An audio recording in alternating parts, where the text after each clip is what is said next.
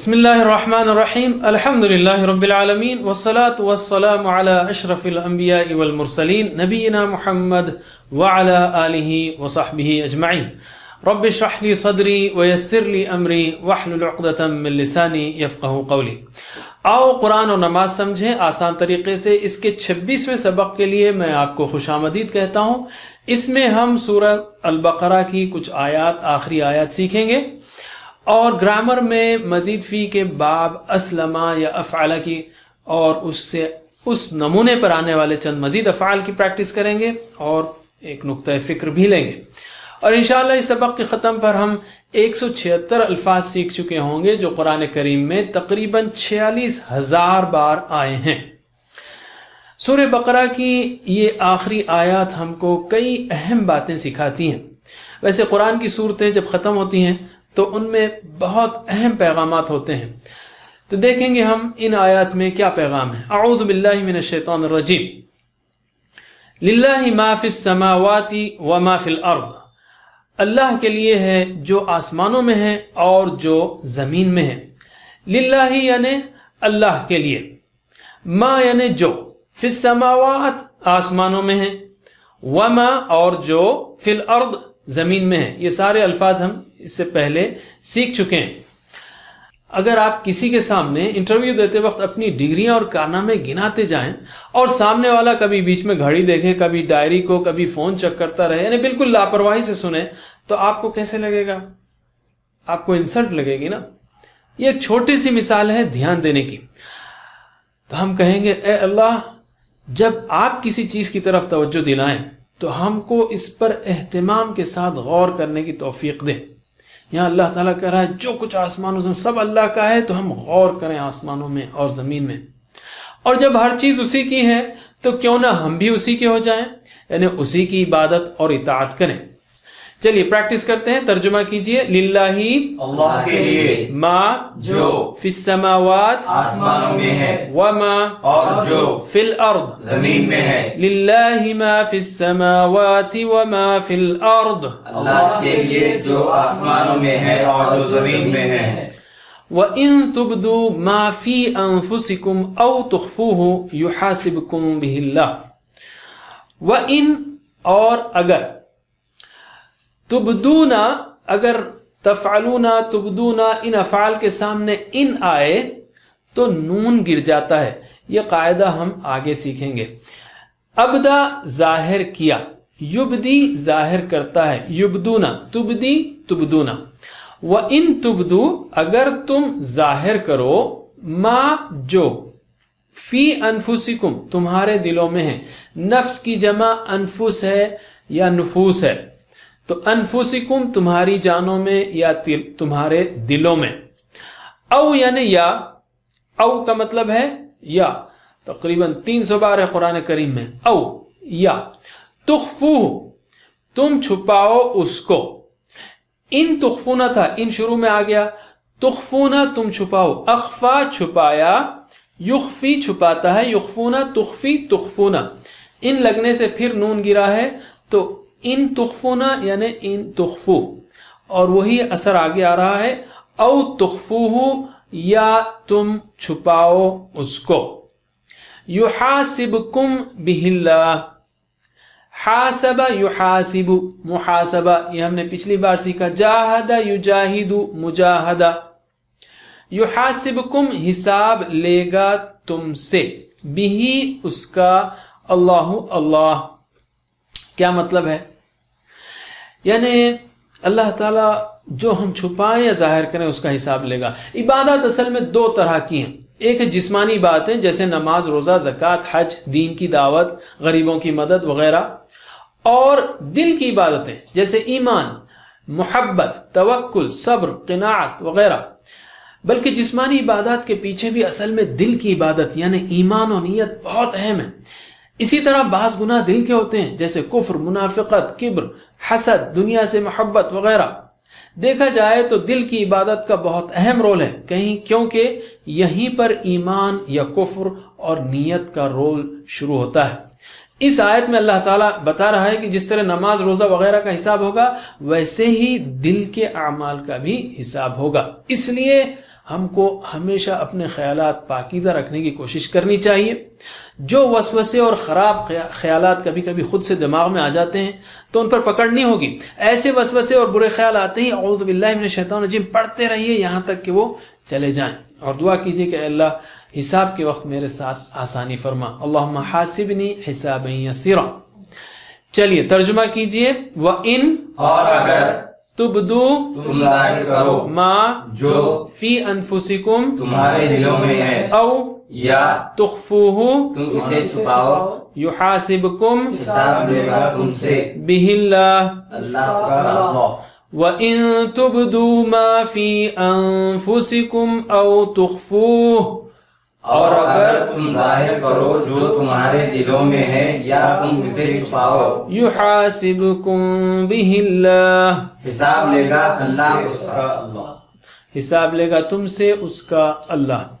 فَيَغْفِرُ لِمَن يَشَاءُ وَيُعَذِّبُ مَن يَشَاءُ. پھر بخش دے گا جس کو وہ چاہے اور وہ عذاب دے گا جس کو وہ چاہے.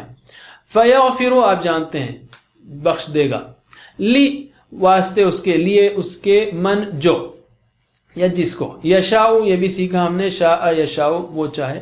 وَيُعَذِّبُ عَذَّبَ يُعَذِّبُ عَذِّب یہ سبحہ کے وزن پر ہے، سبح یسبح عذب یعذب. اور وہ عذاب دے گا من یشاء جس کو وہ چاہے. کیا مطلب ہے اس کا؟ یہ مطلب نہیں ہے کہ اللہ تعالیٰ کے ہاں بغیر حکمت کے بس یوں ہی کسی کو بخشش ہو کسی کو عذاب ملے گا، بلکہ مطلب یہ ہے کہ بخشش اور عذاب کے معاملے میں اللہ تعالیٰ کو کوئی روک نہیں سکتا. مثلا جس مجرم کو وہ عذاب دینا چاہے تو نہ وہ مجرم بھاگ سکتا ہے نہ کوئی اس کو بچا سکتا ہے. اسی طرح اگر اللہ تعالیٰ کسی بندے کو اس کی سچی توبہ پر بخش دینا چاہے تو کوئی اس کو روک نہیں سکتا. تو ترجمہ کیجئے، آسان الفاظ ہیں. فَيَغْفِرُ لِمَن يَشَاءُ پھر بخش دے گا جس کو وہ چاہے، وَيُعَذِّبُ مَن يَشَاءُ اور وہ عذاب دے گا جس کو وہ چاہے. وَاللَّهُ عَلَى كُلِّ شَيْءٍ قَدِيرٌ اور اللہ ہر چیز پر قدرت رکھنے والا ہے. عَلَى كُلِّ شَيْءٍ، شَيْء کا مطلب ہے چیز، عَلَى یعنی پر، کُلِّ شَيْء ہر چیز، عَلَى كُلِّ شَيْء ہر چیز پر، قدیر قدرت رکھنے والا ہے. قدیر قدرت سے اردو کا ہی لفظ ہے، اردو میں استعمال ہوتا ہے. یعنی اگر کوئی طاقت اور قوت کے ملنے پر غلط کام یا ظلم کر رہا ہے تو اس کو اس غلط فہمی میں نہ رہنا چاہیے کہ وہ آزاد ہے. اللہ تعالیٰ اس پر پوری قدرت رکھتا ہے، صرف مہلت دے رہا ہے. جب وہ پکڑے گا تو پھر کوئی اس کو بچا نہیں سکے گا. تو ترجمہ کیجئے، واللہ اور اللہ علی کل شیء ہر چیز پر قدیر قدرت رکھنے والا ہے. یہاں سے اس کے بعد ہمارے پاس آخری 2 آیتیں سورہ بقرہ کی شروع ہوتی ہیں. اس میں سے ایک آیت ہم کریں گے. اس میں اللہ تعالیٰ نے اس میں ہم کو کئی اہم باتیں سکھائی ہیں اور ان کی بڑی فضیلت ہے. اللہ کے رسول صلی اللہ علیہ وسلم نے فرمایا کہ یہ آیتیں آخری مجھے عرش کے نیچے موجود خزانے سے دی گئی ہیں، اور یہ بھی فرمایا کہ جس نے رات کو یہ 2 آیتیں پڑھ لی تو اس کے لیے کافی ہیں. تو شروع کرتے ہیں. اعوذ باللہ من الشیطان الرجیم. آمن الرسول بما انزل الیہ من ربہ والمؤمنون، یعنی مان لیا رسول نے اس پر جو اتارا گیا اس کی طرف، اس کے رب کی طرف سے، اور مومنوں نے. سارے الفاظ آپ کو معلوم ہیں. آمن الرسول مان لیا رسول نے، ایمان لایا رسول نے، بما اس پر جو، انزلا اتارا گیا، انزلا اتارا، ینزل اتارتا ہے، مزید فی ہے یہ بھی. انزلا اتارا گیا، ینزل اتارا جاتا ہے. یہاں پر انزلا یعنی اتارا گیا، الیہ اس کی طرف یعنی اس رسول کی طرف، من ربہ اس کے رب کی طرف سے، والمؤمنون اور مومنوں نے یعنی مومنوں نے بھی یعنی وہ بھی ایمان لے آئے. پہلے رسول کے ایمان کا ذکر ہے اور بعد میں مومنوں کا، اس لیے کہ اللہ کے رسول صلی اللہ علیہ وسلم کا ایمان بہت اونچا ہے. آپ نے تو جبریل علیہ السلام کو، جنت کو، دوزخ کو دیکھا، معراج میں اللہ سے بات کی. اور اسی آیت میں صحابہ کرام کا ایمان کا بھی ذکر ہے. یہ ان کے بلند اور پختہ ایمان کی دلیل ہے اور ان کا اکرام، اعزاز و اکرام بھی اللہ تعالیٰ کی طرف سے. ہم کہیں گے اے اللہ ہم کو بھی اپنا ایمان مضبوط کرنے کے لیے قرآن و حدیث و سیرت پڑھنے کی توفیق دے اور نیک لوگوں کے ساتھ رہنے کی توفیق دے. ترجمہ کیجئے، بہت سمپل ہے یہ تو میں پوری آیت پڑھ لیتا ہوں یہ ٹکڑا. آمن الرسول بما انزل الیہ من ربہ والمؤمنون، مان لیا رسول نے اس پر جو اتارا اس کی طرف اس کے رب کی طرف سے، اور مومنوں نے اس پر جو اتارا گیا اس کی طرف اس کے رب کی طرف سے، اور مومنوں نے بھی مان لیا. کل آمن باللہ وملائکتہ وکتبہ ورسلہ، یہ بھی الفاظ بالکل سادے ہیں. ہر ایک ایمان لایا اللہ پر اور اس کے فرشتوں پر اور اس کی کتابوں پر اور اس کے رسولوں پر. کل ہر ایک، کل شیء اس سے پہلے گیا ہے. آمن ایمان لایا، باللہ اللہ پر، وملائکتہ ملک کی جمع ملائکہ، ملائکتی ہی اس کے فرشتے، وکتبہ کتاب کی جمع کتب، وکتبہ اور اس کی کتابوں پر، رسول کی جمع رسول، ورسولہ اور اس کے رسولوں پر. اللہ پر ایمان کیا مطلب ہے؟ یعنی اس کی ذات، صفات، حقوق اور اختیارات میں کوئی شرک نہ ہو اور اسی سے سب سے زیادہ محبت ہو اور اسی کی اطاعت ہو. فرشتوں پر ایمان، یعنی فرشتے اللہ تعالیٰ کی باتیں رسولوں تک پہنچاتے ہیں، مومنین کے لیے دعائیں کرتے ہیں، ذکر کی اور قرآن کی محفلوں کو گھیرے میں لیتے ہیں. آسمان ان سے بھرا ہوا ہے، مختلف فرشتے مختلف کاموں پر لگے ہوئے ہیں، اور ہم میں سے ہر ایک کے ساتھ 2 فرشتے رہتے ہیں. ان کے وجود کا احساس اور اس پر یقین ہمیں ایک خاص اطمینان دیتا ہے اور نیکی کرنے میں اور برائی سے بچنے میں مدد ملتی ہے. کتابوں پر ایمان، یعنی اللہ تعالیٰ نے ہماری ہدایت کے لیے مختلف زبانوں میں کتابیں نازل کی ہیں، جیسے تورات، انجیل اور قرآن وغیرہ. رسولوں پر ایمان، یعنی آدم علیہ السلام پہلے انسان تھے اور پہلے نبی تھے، پھر جیسے جیسے لوگ پھیلتے گئے اللہ نے ان کی ہدایت کے لیے ہر حصے اور زمانے میں رسولوں کو بھیجا، اور آخری رسول محمد صلی اللہ علیہ وسلم ہیں. ہم کہیں گے اے اللہ فرشتوں پر، کتابوں پر، رسولوں کے بارے میں علم حاصل کرنے کی اور ان کے بارے میں ایمان پختہ کرنے کی ہمیں توفیق دے. ترجمہ کیجئے، کل آمن باللہ وملائکتہ، ہر ایک ایمان لایا اللہ پر اور اس کے فرشتوں پر، وکتبہ ورسلہ اور اس کی کتابوں پر اور اس کے رسولوں پر. لا نفرق بین احد من رسلہ، نہیں ہم فرق کرتے درمیان کسی ایک کے اس کے رسولوں میں سے. کیا مطلب؟ لا نفرق، پہلے الفاظ لیتے ہیں فرق یفرق، فرق تفریق، یہ وہی اسی وزن پر ہے جس پر ہم نے سبح سیکھا. سبح یسبح تسبیح، فرق یفرق تفریق، فرق یفرق نفرق، ہم فرق کرتے ہیں. لا نفرق، ہم نہیں فرق کرتے. بین احد، بین یعنی درمیان، احد یعنی کوئی ایک، بین احد کسی ایک کے درمیان، من رسلہ اس کے رسولوں میں سے. یعنی جب اللہ نے سبھی نبیوں اور رسولوں کو بھیجا ہے تو ہم سب پر ایمان لاتے ہیں. ایسا نہیں ہونا چاہیے جیسے یہودی ہیں جو موسیٰ علیہ السلام کو مانتے ہیں، عیسیٰ علیہ السلام کو نہیں مانتے، اور محمد صلی اللہ علیہ وسلم کو نہیں مانتے. نہ عیسائی جو عیسیٰ علیہ السلام کو مانتے ہیں مگر محمد صلی اللہ علیہ وسلم کو نہیں مانتے. تو ترجمہ کیجئے، لا نفرق، نہیں ہم فرق کرتے، بین احد درمیان کسی ایک کے، من رسلہ اس کے رسولوں میں سے. لا نفرق بین احد من رسلہ، نہیں ہم فرق کرتے درمیان کسی ایک کے اور اس کے رسولوں میں سے. وقالوا سمعنا واطعنا غفرانك ربنا واليك المصير.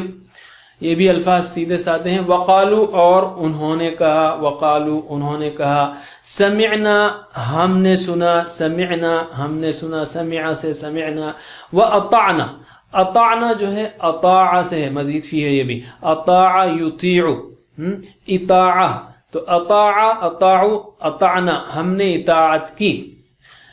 غفرانک، غفران بخشش کا، تیری، غفرانک تیری بخشش چاہیے، مطلب ربنا اے ہمارے رب، وَإِلَيْكَ اور تیری طرف، المصیر لوٹ کر جانا ہے، المصیر لوٹ کر جانا ہے. یہاں پر سمعنا و اطعنا یعنی دلچسپی اور خوشی سے سننا مراد ہے، یعنی سن کر ہم عمل بھی کریں گے اور وہ اکڑتے نہیں. سمعنا و اطعنا، غفرانک بخشش کی دعا کرتے ہیں کہ اللہ ہماری مغفرت کر دے. اور محمد صلی اللہ علیہ وسلم دن میں 70 سے زیادہ مرتبہ استغفار کیا کرتے تھے. تو اگر ہم بھی کسی دن مصروف ہوں تو کم از کم چھوٹی دعائی سے استغفراللہ استغفراللہ استغفراللہ پڑھ سکتے ہیں. 1 منٹ میں 70 بار اس کو پڑھا جا سکتا ہے. پہلے مغفرت کا ذکر ہے غفرانہ کا اور اس کے بعد اس سے ملنے کا وَإِلَيْكَ الْمَصِيرُ. گویا ہم گناہوں کو مغفرت کی سے یعنی دھو کر اللہ کے سامنے صاف ستھرے جانا چاہتے ہیں. اس میں 5 ایمانیات کا ذکر ہے, اس پر غور کیجئے. اور ایک خاص بات ہے کہ حدیث میں آتا ہے کہ جو اللہ سے ملنے کا شوق رکھتا ہو اللہ بھی اس سے ملنے کا شوق رکھتا ہے. تو وہ الیک المصیر جب ہم پڑھیں تو اس کو شوق کے ساتھ اور ساتھ ہی ساتھ اپنے گناہوں کے خوف سے یعنی امید اور خوف کے ملے جلے جذبات کے ساتھ پڑھیے. ترجمہ کیجئے. غفرانہ کا تیری بخشش چاہیے ربنا اے ہمارے رب, وإلیک اور تیری طرف المصیر لوٹ کر جانا ہے, المصیر لوٹ کر جانا ہے. غفرانک ربنا وإلیک المصیر. تیری بخشش چاہیے اے ہمارے رب, اور تیری طرف لوٹ کر جانا ہے. السلام علیکم. Learn to read Al-Quran, learn tajweed, understand Al-Quran and memorize it using easy, scientific and interactive methods. Get ebooks, videos, audios, posters, PowerPoint files, app links for different courses. We have specialized Montessori materials and games for making the Quran easy for kids and a teacher's resource center too. Get personalized one-to-one online courses that suit your needs from expert teachers. For free trial, write to admin@understandquran.com or visit understandquran.com. Wassalamu alaikum.